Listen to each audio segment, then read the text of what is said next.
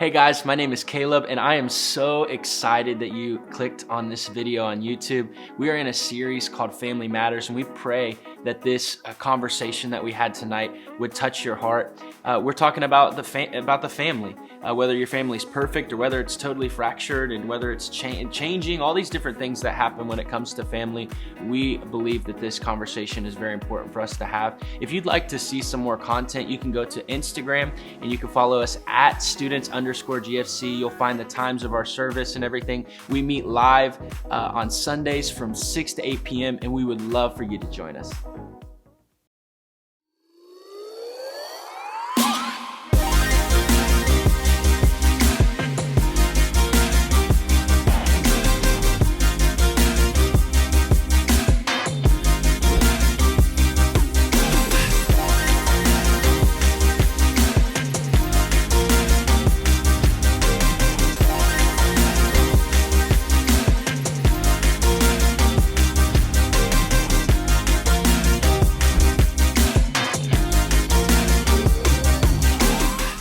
Hey everybody, it is Pastor Caleb and I am really excited to be in week number 3 of our series Family Matters. And I'm so excited about this week because we're talking about change. Think about it. Things change.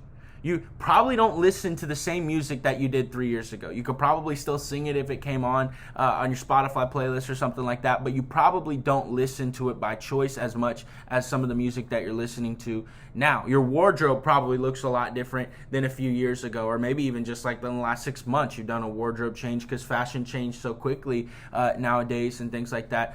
So you probably have a little bit of a different fashion taste. You probably look different than you were when you were a little kid, right? Like you've changed, right? And so these changes are for the most part expected. No one expects that they're going to look the exact same as a 10th, 11th grader as they did when they were 5, right? Like we expect that change. We don't expect to look the same. There are changes also, though, in life that are unexpected, right? Changes that feel like they show up out of nowhere. They hit us from left field. Changes that feel like they just show up and they're very different. And they're not like fashion changes or trends that change or music tastes that change. These types of change are a little bit more difficult to deal with. You think about the world around us. We've had a lot of things that have changed because of the circumstances kind of that started to arise in March with coronavirus and things like that. Maybe you've had a friendship that's changed. There was a person that you were close to and you trusted, and then something happened and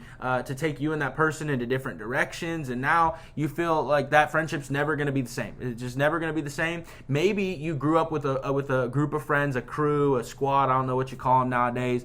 I ain't trying to stay hip, you know what I mean? But if hip's even like a cool word anymore, I don't know. But you had like a group of friends that you felt close to, you felt a part of, you felt like you were in, and now you feel like you're out, right? And you're dealing with the new normal of trying to make some new friends and trying to figure out how to deal with the hurt and the confusion of losing the old ones. Maybe you had a location change. You moved to a different state, you moved to a different neighborhood, you moved to a different home, different town, and now you're trying to figure out maybe a different school, location change in terms of school. And now you're trying to figure out, you're figuring out now that landing in a different place isn't very easy to navigate and go through. Unexpected changes, here's reality, unexpected changes have a way of disrupting our lives. And that's what I want to talk about for a few minutes today. There are so many possibilities of unexpected change that can be thrown at us. There's so many things. You could have an injury, a sickness, you could have a health change, you could have unexpected financial changes. You guys will find that at some point, kind of when you start to have, maybe some of your own money or you have a job, whatever like that. You get cut from the team, you fail a class. Changes, they could drive you half insane, right? And no matter how old you are, how much money you have, whether you're famous or not, where you live, where you grew up, unexpected changes, they affect all of us. And because of that, we need some sense of stability. We need some sense of structure around us, some sense of stability. We all want something that stays no matter what. Some place, some person, some group that we know will be there for us when everything else doesn't feel secure. And for many of us, we've considered family to be that thing for us. And for others of us, family has never felt safe or secure or that place. But for all of us, there's an idea something, this idea that either from our own experience or just a belief that we have, that family should be constant. Even if it's not, we have an expectation that it would be. And so when a change happens in family, it can be much more difficult to deal with. Maybe you had parents who got divorced and you thought your parents would be together forever, and there didn't seem to be anything wrong in your home or whatever, and then all of a sudden, boom, they split up. And it's been different, and it was a change. Maybe you had a parent that passed away. I'm so sorry if that's something that had happened. But you had a parent that passed away, and whether it was expected because of an illness and you kind of had an anticipation of it because of the illness, or whether it was totally unexpected, there's just no preparing for that kind of loss, for that change. Maybe it was something similar, like one of your parents got a new job, they moved away for a while, and now the new routine of seeing your mom and dad has just been completely changed. Maybe you got a new addition to the family, a new baby, brother or sister, and you feel treated different now in your family.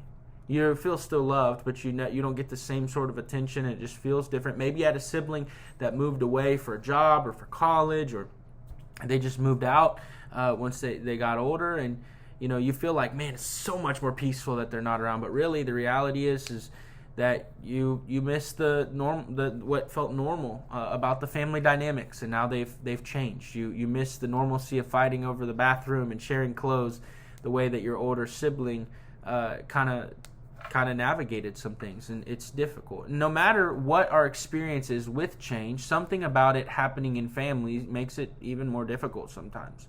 And so the question is this: if avoiding change isn't possible, how do we get better at handling it? Is there a way to navigate change in our family so that it doesn't cause us to become bitter or angry or mad? How can we best be prepared for inevitable changes that are going to happen in our world, happen in our schools, on our teams, in our friend groups, and in our family?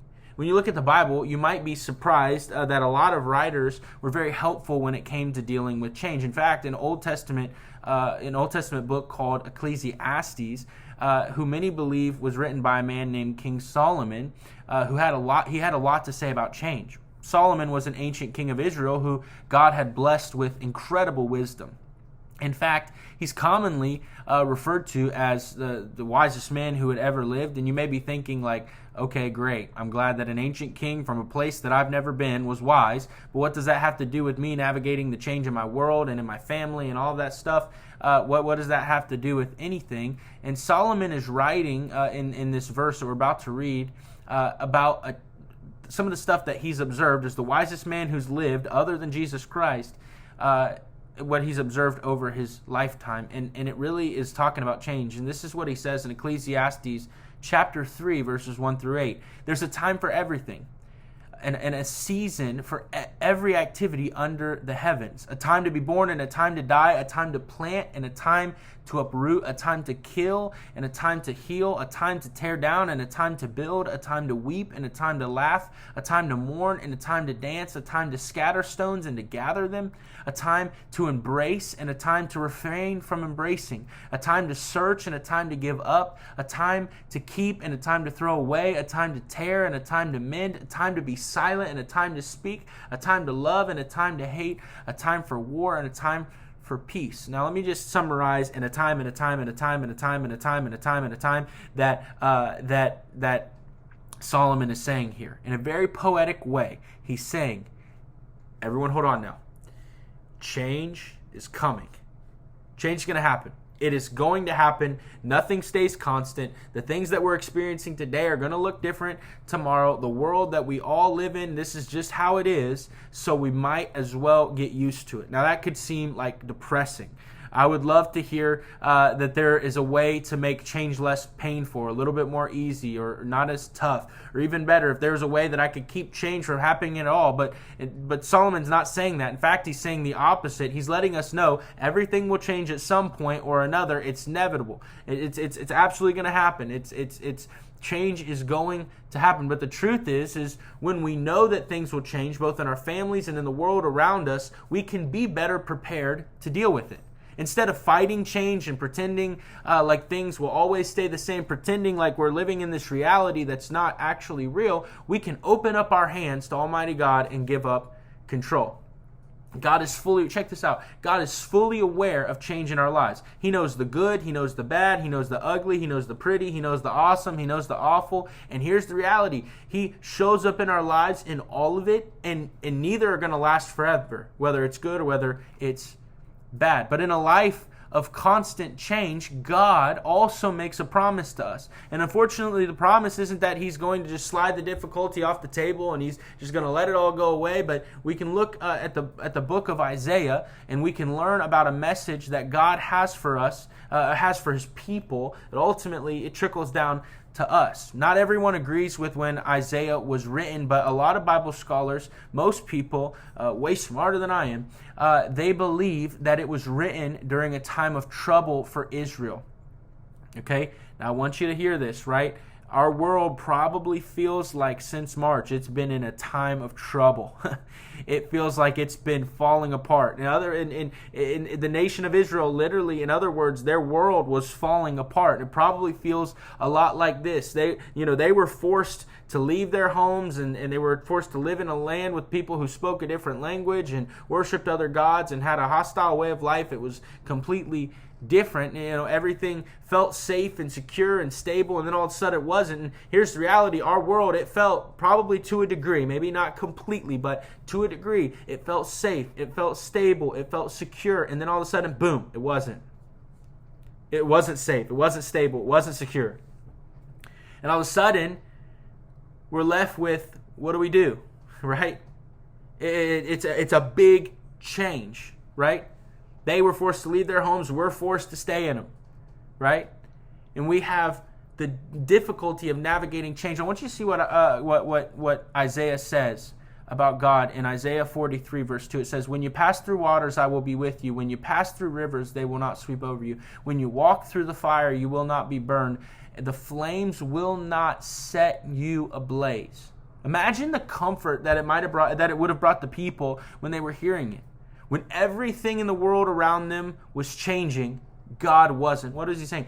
Everything around you, it's not constant. It'll change. It'll look different. It'll be different. It'll sound different. It'll be lived out different. Everything will change, but I won't, says God.